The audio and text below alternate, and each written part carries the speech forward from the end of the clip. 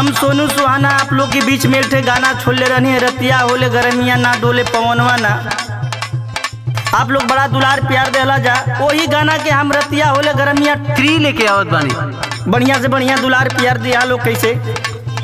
ए राजा हो बड़ा गर्मी होता हो। हाँ हाय का करबू हो, गांव के ट्रांसफार्मर रहल जा वो जर गयल, कैसे हूँ हऊ के बेना उना डोला के काम चलावा जा। तो सुना बोला रतिया होले गरमिया ना डोले पवनवा ना।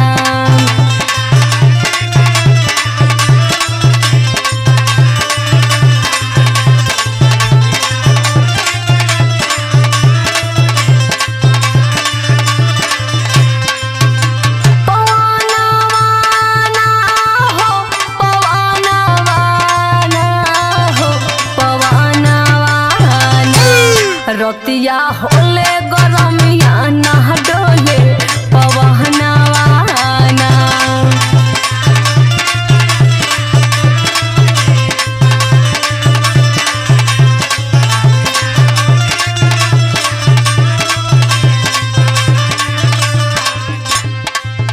बात सुना हमारे धरवा।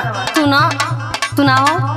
पहले ही तोके बतवनी है कि गांव का लाइन के आशा रही हो, ट्रांसफार्मर जल गल, पैसों कौड़ी ना बागी तोरा बदे हम इन्वर्टर लगवा दे। तो हर साल के यह बहाना रहेला। नहीं बात सुना हमार। सुनावा।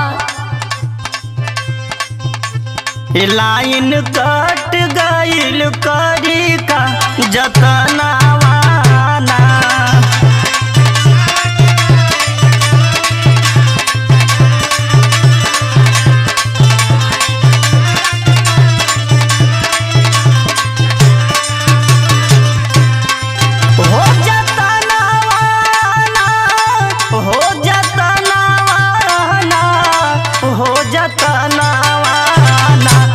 लाइन कट गईल करी का जतनावा ना।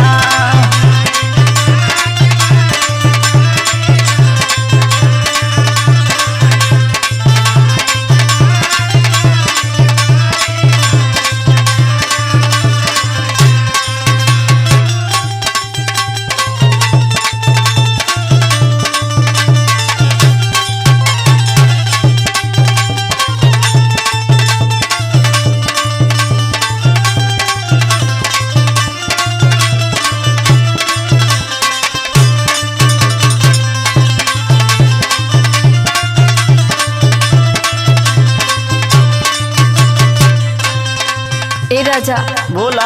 हाय सुना बतिया हमार। अरे बोला भाई, कुल तुआर सुनत है यहाँ। मारे गहरमी के मारे अपन सुहते लहो दुआरे। का करबू, बड़ा गर्मी है मऊ पे होता।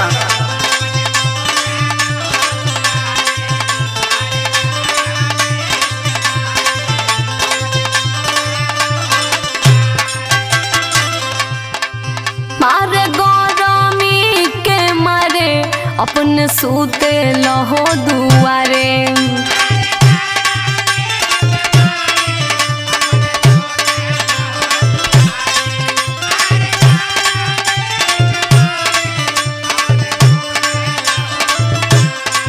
मारे गरमी के मारे अपन सूते लहो दुआरे। तो सासु नदिया महरेली मेहानवा ना।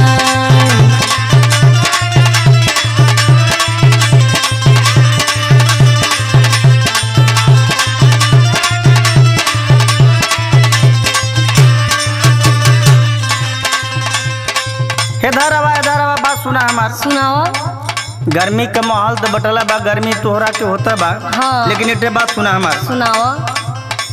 भैया डोमवा के बोलवाइबू, दूगो बेनिया बिनवाइबू।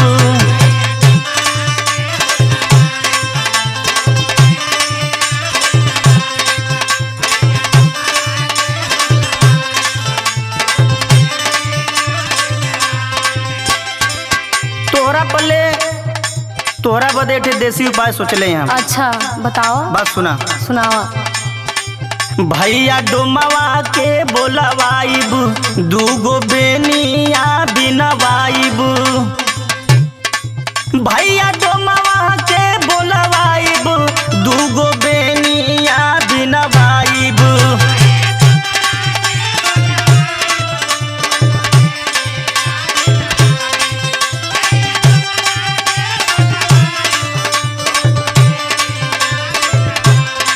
भैया डोमवा के बोलवाइब, दूगो बेनिया बिनवाइब। एगो दिन डोलैहा, एगो दिन सरवाना।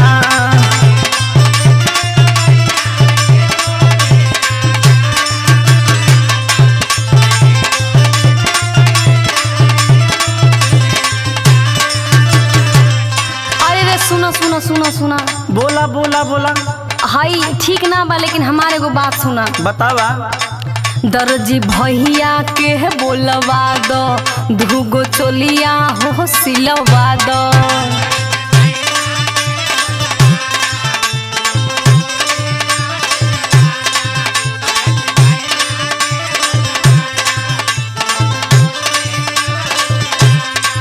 दर्जी भैया के बोलवा दो, दूगो चोलिया हो सिलवा दो।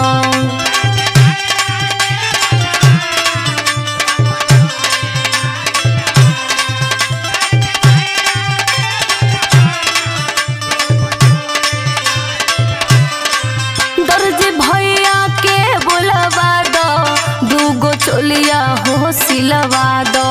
एगो दिन में पहिरब एगो सारी रतियाना।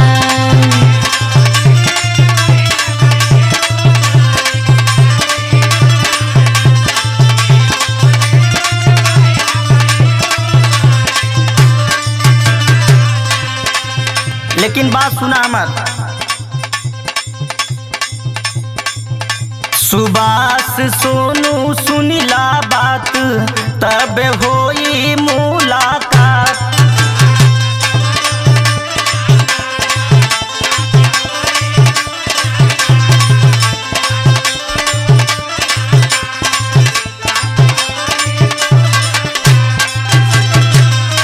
सुबास सोनू सुनिला बात, तब होई मुलाकात।